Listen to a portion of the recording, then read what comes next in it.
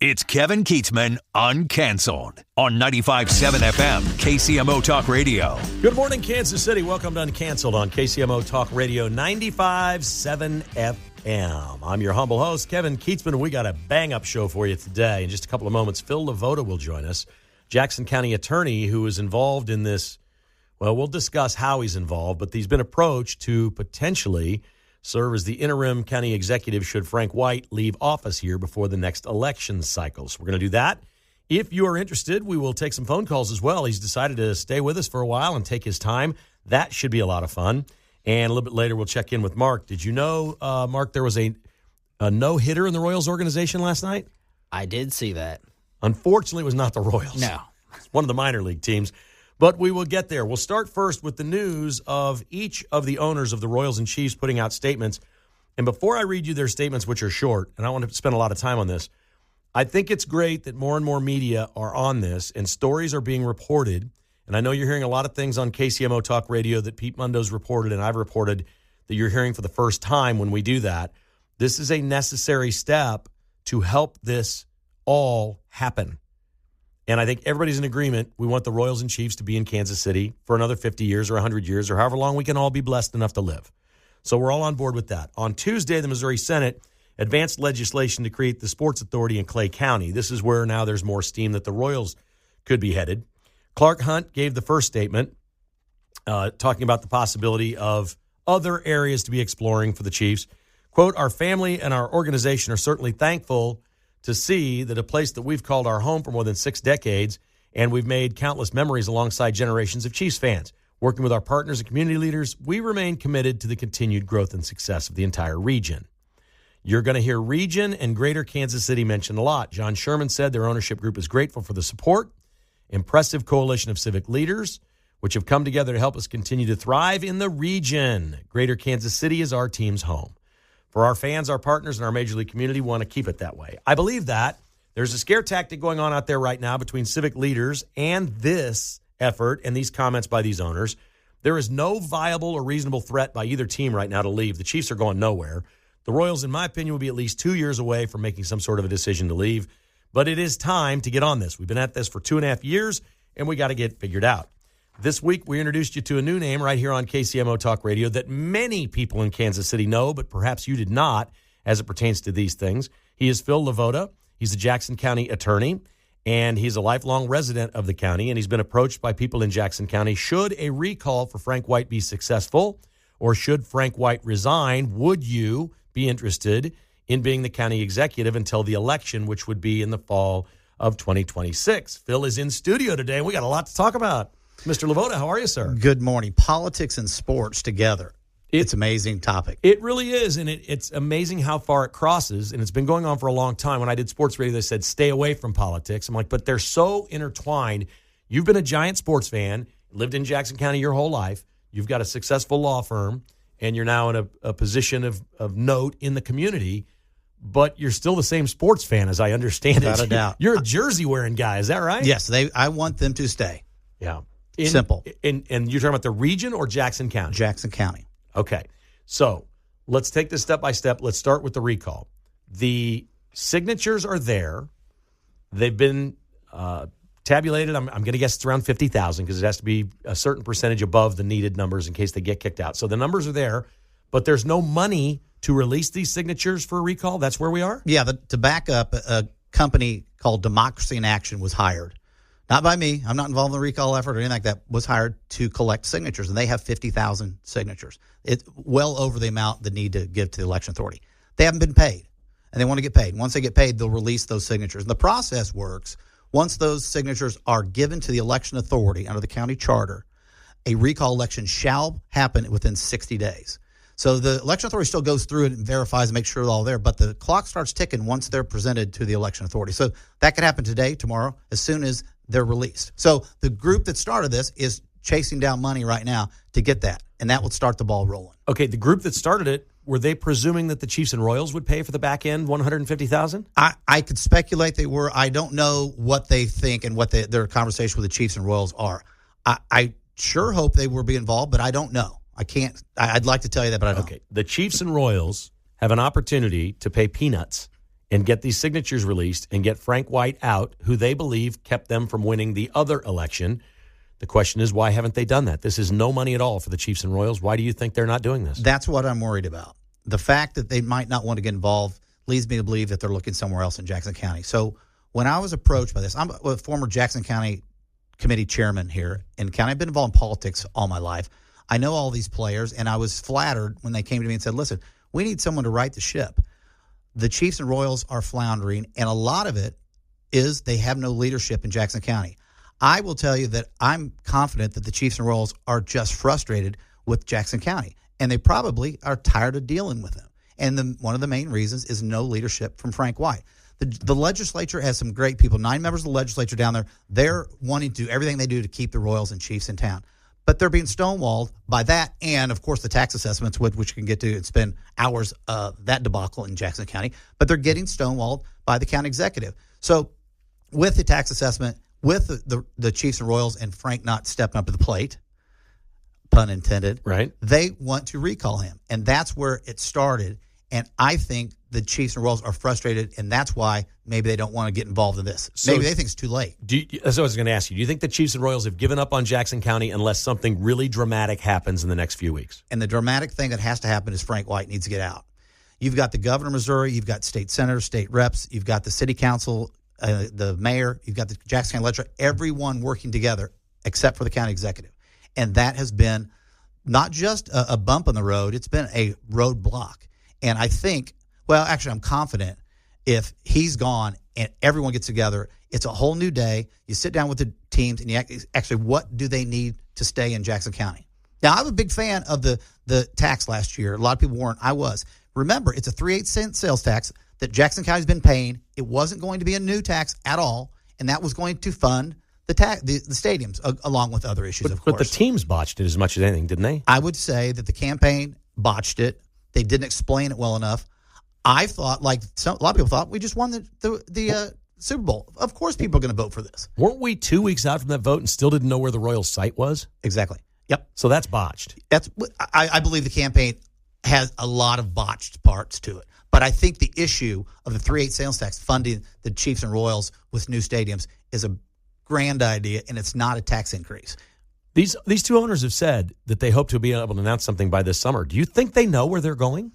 I think they sure have an idea, and I don't know if they're waiting to see who will step up and offer more. Here comes Clay County, Kansas. The Star Bonds, I think they expire in June. I'm sure June the legislature 30th. will extend those. I wouldn't be sure about that. I know. And so that I think they're waiting to see. So if they're not, then they're not coming to Kansas. So I think they're looking to see their options. I mean, they're the young lady at the ball that all the suitors are trying to see, but they've got to make a decision. As you know, it's running out of time. We're talking with Phil LeVota. He's a Jackson County attorney. He's been approached by, can you tell us who approached you?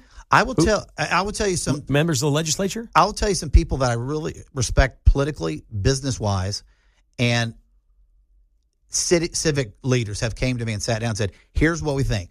We want someone that we can trust to bring some confidence back to Jackson County for this tax assessment. We have people that are getting thrown out of their homes, getting foreclosed because of this debacle, and it needs to be fixed.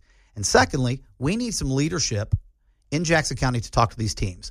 And Frank White will tell you he was opposed to the tax because he didn't like it, but he didn't come up with an alternative. And that's the lack of leadership in him. If he wanted to, he could have stepped up and said, here you go. I don't like that, but let's do this. And he hasn't done that. So that's why I've approached these people that I trust. And I was, again, humbled that they would talk to me about it. But I thought, you know what? I could do this. I told them I'm not a career politician. I would not run for office again. And I think that's appealing to members of the legislature. The county legislature, there's 9 people on there, and a majority of them want to be county executive. So they all want it. They'd all want to be interim, wouldn't they? Because if you're interim, then you're incumbent, and you have a step up. So they'd all like to do that. But the best way to do it would be to have somebody interim and have a real election next year, right? Exactly. And that's what I committed, that I would not run for re-election. I would serve the remainder term, and my first priority would take care of this tax debacle at the same time as sitting down with the Chiefs and Royals and the governor and the state reps and state senators and sports commission and everyone and get on board. If Frank White resigned, Does he have any say in who the next person is? And the legislature would have to approve you, correct? Yeah, interesting By a enough, 5-4 vote? he gets to appoint an interim county executive for 30 days. Okay. Now, I would anticipate the Jackson County legislature, the day he appointed someone, to appoint someone so that person will only be there for a day. But of those 9, they would have to select the county executive. So it would be a 5-4 vote. Which would also make it trouble for one of them on the legislature to win it, right? Exactly. And that's why even members of the legislature themselves have said, I don't want another member of the legislature to be on that. Yeah, they want to hand the power to him, and they want to win the election next year. Exactly. And make it an even playing field. So, again, and I haven't approached any of the members of the legislature about this. There's a lot of dominoes that have to fall. I've been doing this way too long to know. Don't put a cart in front of your horse and wait and see what happens. But it's speculation. If you have a plan, you need to work that plan. And to be approached, I'm in a position that I would serve if asked. All right, tons of our listeners right now may be more concerned about their property taxes than the sports teams. When we come back, Phil LeVota is here. I'll ask him how to balance that and what he would do if he were the interim county executive to save the Royals and Chiefs in Jackson County at the sports complex. If you have a question for Phil, give us a call, 913-408-7957. That's 913-408-7957. Phil LeVota is here. He has been approached by folks in Jackson County to potentially be an interim county executive if Frank White resigns or a recall election boots him out of office. This is Uncanceled. We're back on KCMO right after this. All right, this is good stuff. Phil LeVota is here from Jackson County. He's an attorney who has been approached to potentially be an interim replacement for Frank White as county executive should the recall get paid for, which is just sitting there. We've heard all this about the recall. The signatures are there. It's ready to go. Somebody's got to pony up $150,000 to release them. And it's on. I think the belief is that Frank White would then resign and not be subject to a recall election. Phil, are you of the belief that he would resign before he would be recalled? You know, it's just in the public, the scrutiny of being recalled, and that I think Frank's the kind of guy who would just, if it's going to happen, I'm going to get out of the way. I think he would resign. Retire, take your pension, move on, and live a private life. Okay, so there's a lot of ifs here. You've mentioned the process, and it would have to be approved. But if you were interim county executive, how would you balance property tax issues that so many people are sideways about and trying to save the teams at the same time? Well, in this world, this fantasy world where all these dominoes happen and I'm sitting in the county courthouse, I don't think I have to balance it. I think you can do both at the same time. I think you have a county legislature down there. You got Manny Barca and Sean Smith that are fighting every day for this, fix this tax thing. The state tax commission came back. The judge found that it was illegal. They passed an ordinance last week that they think Frank White's going to veto.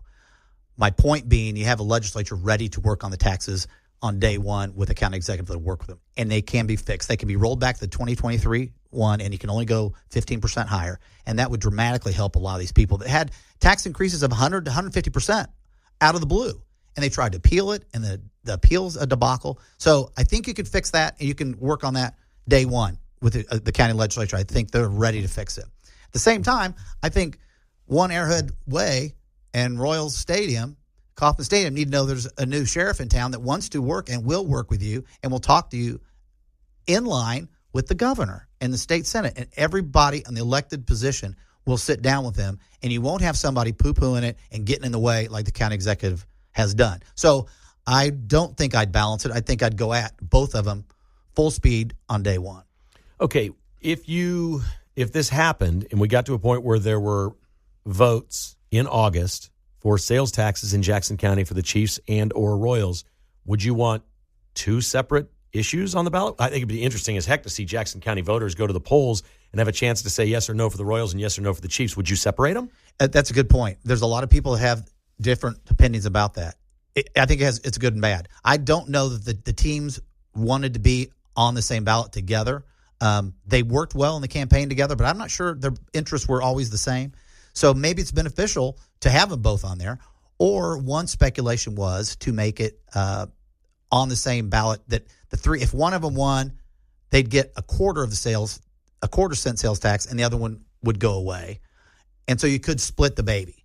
But the point of doing that is something to be looked at for sure, instead of just putting it on the ballot like it did before. Okay, this is a tough question.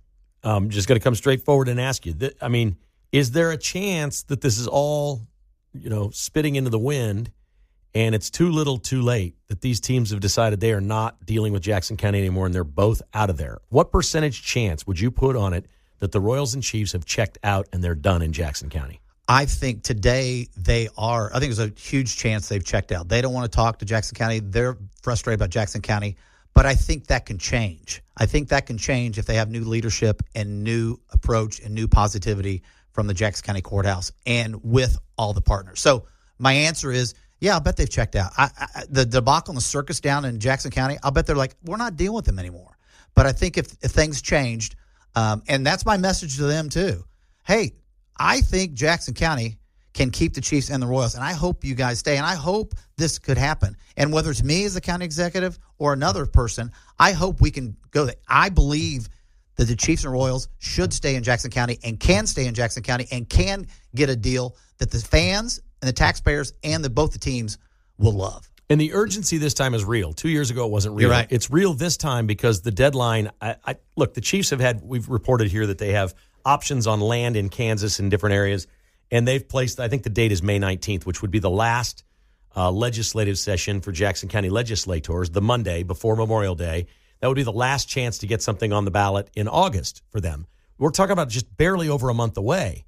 You have to get Frank White out of the way, somebody else in, sit down with the Chiefs, convince them we're going to put something on the ballot in August, hang on or work a deal. If Kansas is your thing, have them extend it. I don't know how they're going to extend the June 30th Star Bond deadline.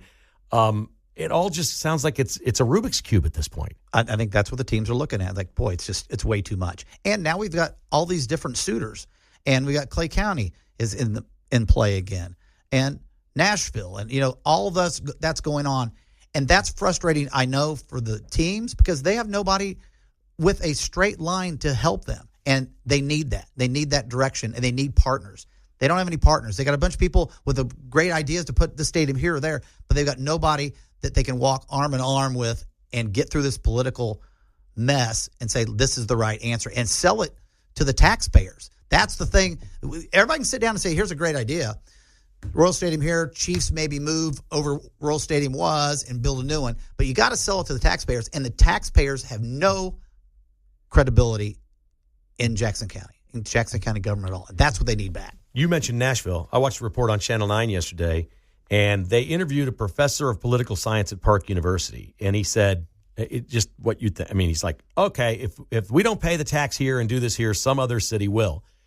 I'm astounded every time this comes up that, hey, somebody's moving, they're leaving. This is a scare tactic. Do you really believe Nashville is in play for the Royals at this point, or is that something a year or two away?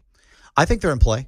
Right now? Right now. You think they're talking to people in Nashville? Yes. I think they're having conversations about what would the package be?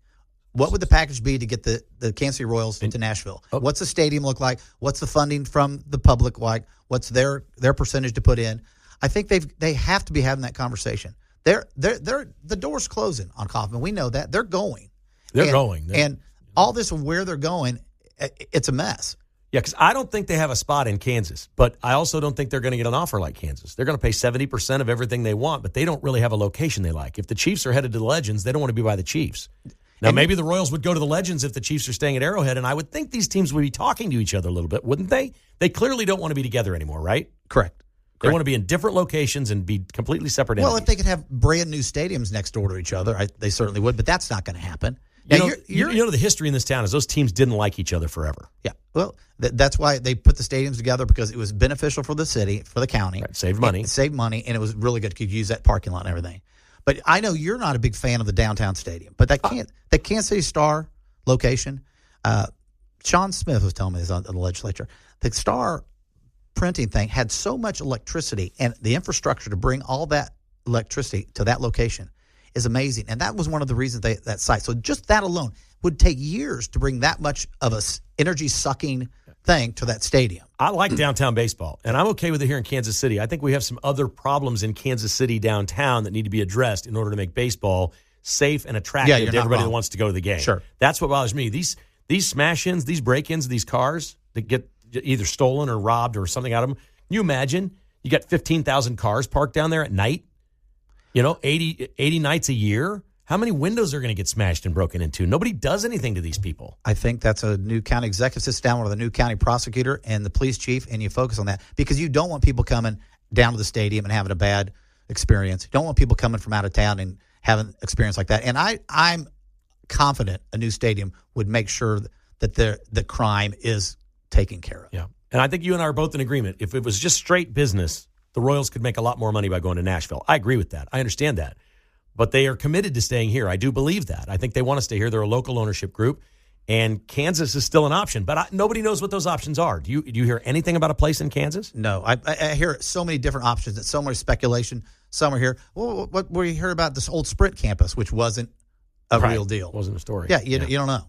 All right, Phil LeVota's here. You got time for one more segment? You bet. Great. We'll take a little break. Phil LeVota's here. He is an attorney from Jackson County, potentially an interim candidate for county executive if Frank White leaves office. You're listening to Uncanceled. This is KCMO Talk Radio. Phil LeVota is our guest today from Jackson County. He's an attorney, and there's been speculation he could be a potential candidate to be the next Jackson County executive on an interim basis should Frank White be recalled or resign, which, I mean, if the teams aren't interested, I don't think... You think Frank White would resign and go through all this for the property tax issue, or would this simply be about the teams? Does either one of those issues affect this more than the other?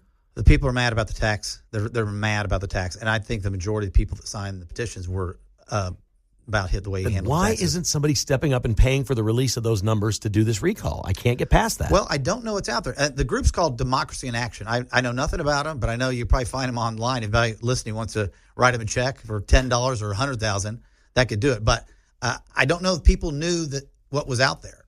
Maybe this helps.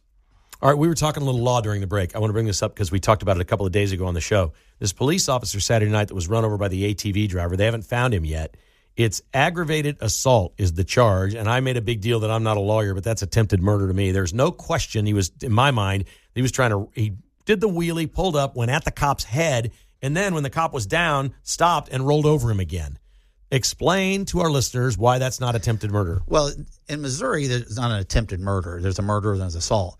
So I will tell you this, as a trial attorney, and I spent over a decade prosecuting homicides, you can't get 12 people to agree on where to go to lunch, let alone agree on the facts of a case. So you charge that guy with any type of murder, he's going to say, no, I was just trying to get away.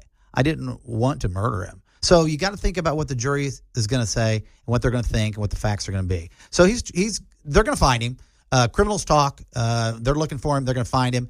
It was just a horrific thing. This guy needs to be locked up. How long? Forever. And we got a brand new prosecutor, Melissa Johnson. She's taken this seriously. She's been we've had a prosecutor that was more worried about politics before Melissa got there, and I think she's going to do a good job. She's now got the confidence of the law enforcement and the police department together. I saw that slipping with our last prosecutor, so I think she's really doing a good job, and they're going to find this guy, and he's going to get charged, and he's going to do some time. We've spent some time together talking on the phone the last 2 days and together today. We seem to agree on a lot of things, but you're a Democrat, I'm a Republican. I consider myself a conservative, maybe even a populist. I don't know exactly what I am. I just know what I believe, but I'll ask you, has your party hurt the safety of Kansas City, Missouri, and Jackson County? No, I would not say that. No? I would say I'm a very moderate Democrat. I'm a Truman Democrat is what I am. But you sound a lot tougher on crime than most. Definitely tougher on crime. So you don't think the last decade or so it's been soft on crime with some of these Democrat policies? I think that we had a former prosecutor that wasn't as hard on crime as I would have been as a prosecutor, and there was a rift between the police department and the prosecutor's office.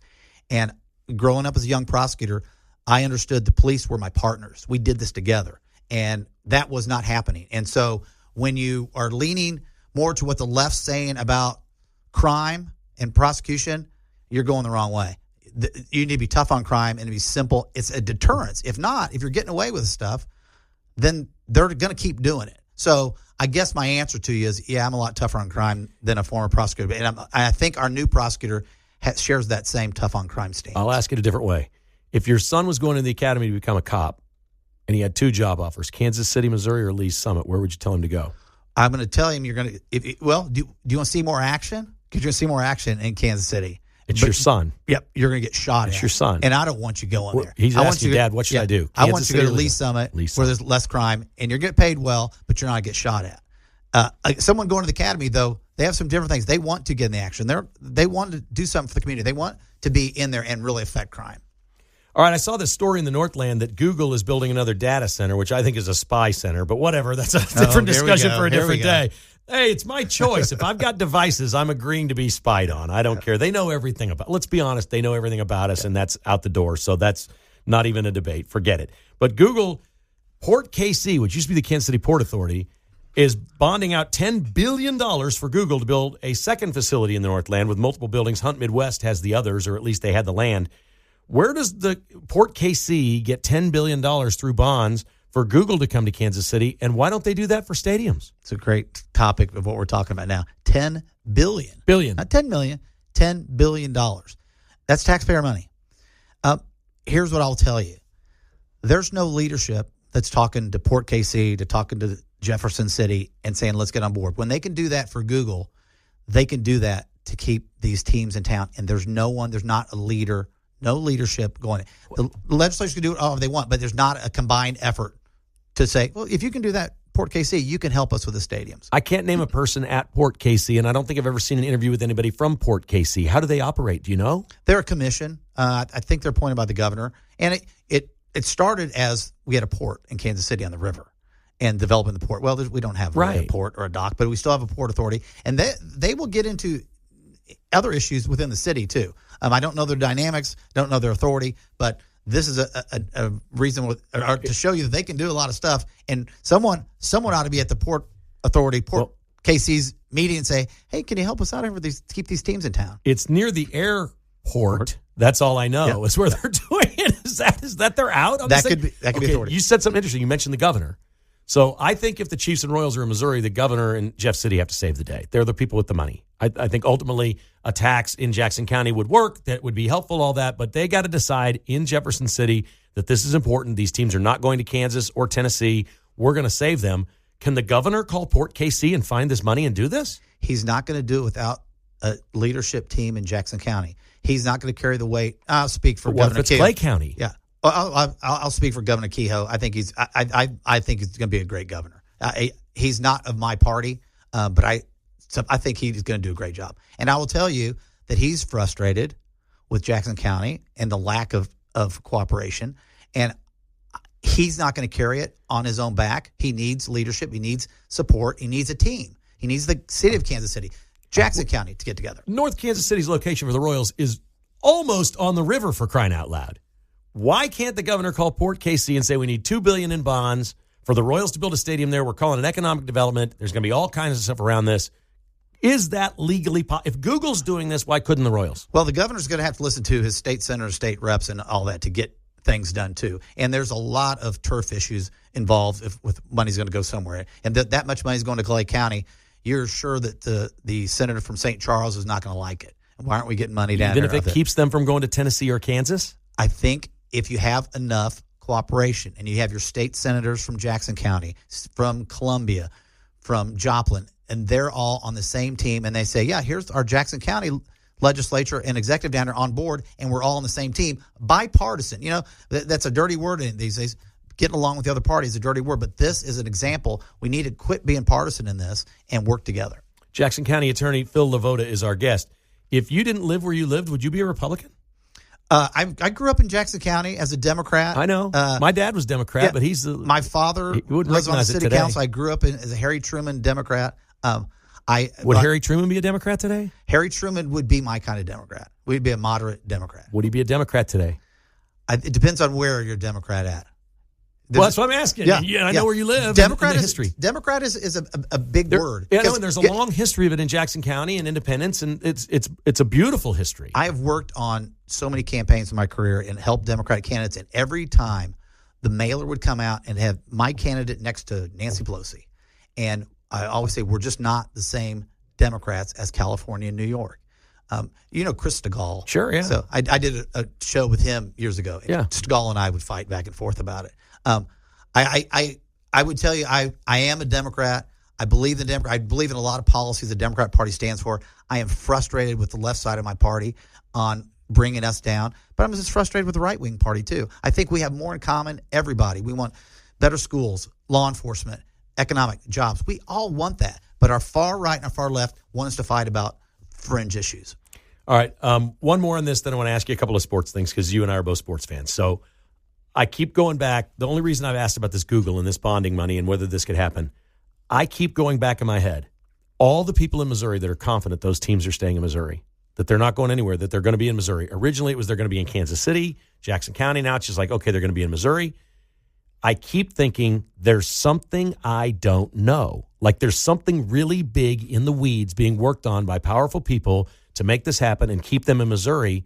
Yet I can't find anybody that's heard anything about that. Is it possible there's something happening at a very high level with a very small number of people that know about it, and it's going to be good for Jackson County and or Missouri? I hope so. But after the election failed, I asked everyone I saw, how'd you vote? How'd you vote? How'd you vote? When they said they voted no, I said, why? And their answer was superficial. Oh, the teams aren't going to leave. They didn't drill down and give me a real reason. So I think when you talk to people and they say, oh, they're going to stay, I don't think they know anything. I think it's superficial, and they just think, oh, the teams are going to stay. And they don't understand it's a business. And if you had an opportunity to go to a place of business in an old crappy place or a brand new one, you'd go there and make money. And that's what people need to realize. So I hope there's something going on, but I think most of the time people are just like, oh, they won't go. They aren't drilling down on the issues. Would you consider it a win or a loss? Well, let's talk states, because all of our listeners, I hate this part about Kansas City is we see ourselves in one state or the other. Would you consider it a win or a loss for Missouri right now if the end result was the Royals in North Kansas City with a brand new stadium and the Chiefs at the Legends with a brand new stadium? Would that be a win or a loss for Missouri? What's my alternative? Them going out of state to Memphis or that? Because I'm a Jackson County guy, and this whole issue came up because people said, would you help if you were approached and you were voted for interim? So I'm a Jackson County guy. So I would fight tooth and nail, and I think Jackson County still has a chance to keep the team. Okay. And the Royals will not be at Kauffman Stadium. They've said that. Correct. What is your favorite site in Jackson County? What do you think would work best for the Royals in Jackson County? The Kansas City Star Building. I just think that's the best location to tie it into the Power Line District, to tie it into a big entertainment conference or complex that will bring money and bring people downtown. You know, this crime thing, it's overridden. There's not a lot of crime downtown. There's some smash and grabs, and they're on the news. I mean, you know the news. The news cycle is going to be the smash and grab, and the reporters going to be there in the morning. Look at this window broke. It's not that bad. And you have something like that, like any sports complex or entertainment district, you're going to make sure people are safe and people feel safe going there. How come we haven't heard that much talk about the Star Building area? Because it died. Well, I'll tell you why. Because Frank White is not stepping up and saying, let's try just doing something else. It died. No one's brought it back up. That would be a phenomenal location. Phenomenal location. It's downtown. They got to clear buildings out, though, right? They got to clear buildings out. And they didn't deal, I say they, I'll put everybody that worked on the camp, didn't deal with the people down there that were going to be displaced. And they got a lot of news. Like, hey, I'm being displaced, and I'm on a haircutting thing, and I'm being displaced. And no one sat down with like, okay, well, how can we help you? How can we figure that out? And I think that was a lot, and that got a lot of attraction. Is it too expensive? Did that get pushed aside? It's just too much cost to buy the land, wreck everything, start from new? No, I think it was going to be cheap to buy the Star Building. It was just and the owners of the buildings were on board. I mean, they got to sell their buildings. It was the tenants that were going to be displaced, and everyone forgot about them, and they had a voice, and people listened to them. Phil, you've been so gracious with your time. Let's finish with this. We're both sports fans. We grew up here. Give me I don't know, 20 seconds each. Favorite memory in Kauffman Stadium, favorite memory at Arrowhead. Chiefs fan, Chiefs season ticket holder for 15 years. We took a bus out there. We're 40 of us every day. And we went into the Marty Schottenheimer time. And I would just tell you that just the time of every season we were going to the Super Bowl. We were going to make the playoffs.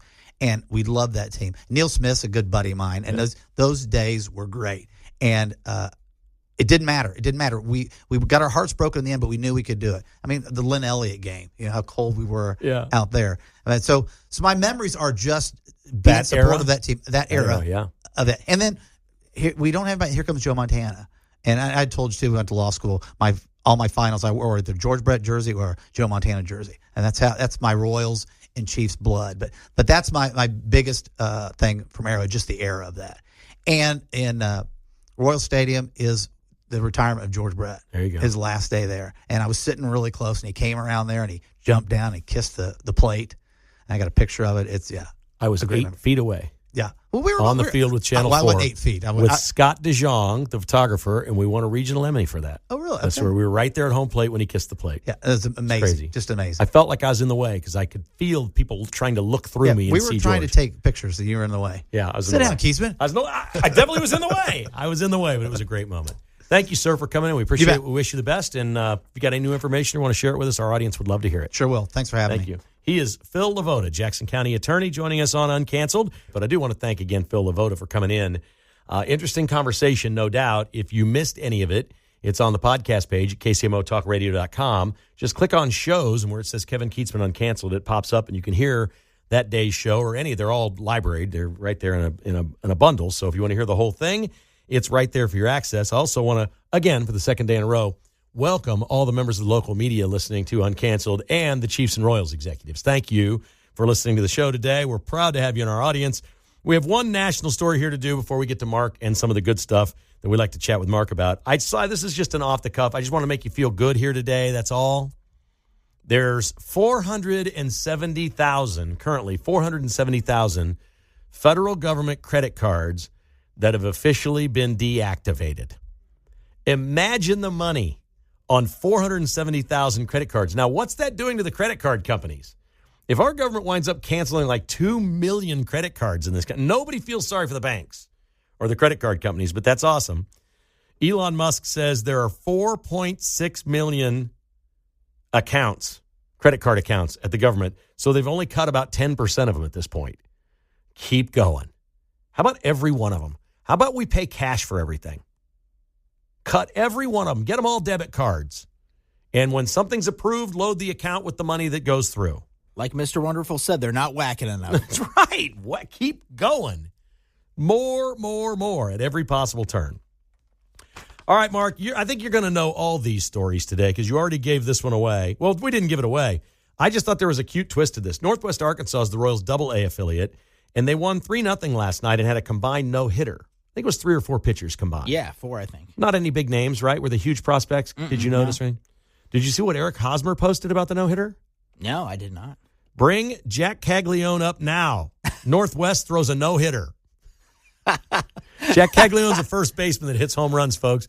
He had nothing to do with it, but the point is, I think Hosmer's saying that guy's a winner everywhere he goes. Something good is going to happen. Get him up here. Yeah, there's excitement. Yeah, that's what it is. And yeah, Hosmer, I mean, he knows a good first baseman. He was a good one himself. So I think seeing a guy like Jack Caglione and the possibility of him coming up to help the Royals maybe make a playoff push, that would be a lot of fun. Do you watch on FanDuel? Do you watch the games, Royals games on FanDuel? Do you see the other programming or just the Royals through streaming? I can see other programming. Right. Okay. So like before and after all week this week, the games, they're now running the Eric Hosmer podcast. Okay. It's a regular show on FanDuel Sports called Digging Deep, and they run promos for it all the time during the games and whatnot. The first episode, which was a couple of years ago, is George Brett, and it's been running all week. It's just fantastic. That's a good one. I've seen him, and they had Dayton Moore on there, I believe. Yeah, they've had great guests. All kinds of players from around Major League Baseball. A lot of them they do because Hosmer's in Miami. When the teams come to Miami to play, he has them out to his house. They record the podcast. Pretty cool stuff. Jonathan India for the Royals is hitting 196. They lost again last night. They're not hitting. He was hurt and not in the lineup, but he may be coming back tonight. Is it too early to mention that Brady Singer is 3-0 with the Reds? No, because we need bats. So as long as India can turn it around and get back, because he was all right that first week of the season. He's just fallen off. So just need to get him back on track, and I think that we'll be all right. The Royals starting pitching has not been the problem. So that's the other part of this. Agreed. The Royals heading into the Yankees series had the lowest earned run average in the American League. They've lost both games. They can't score. They scored 2 last night, and I guess could have won the game 2-0 or 2-1. Different decisions, using the bullpen differently, whatever. But that's not the point. The point is you got good starting pitching before it fell apart for Waka.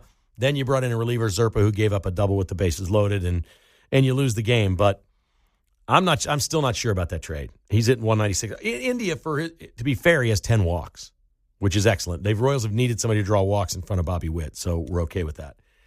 A young lady from Maryville named Serena Sundell was drafted by the Seattle WNBA team.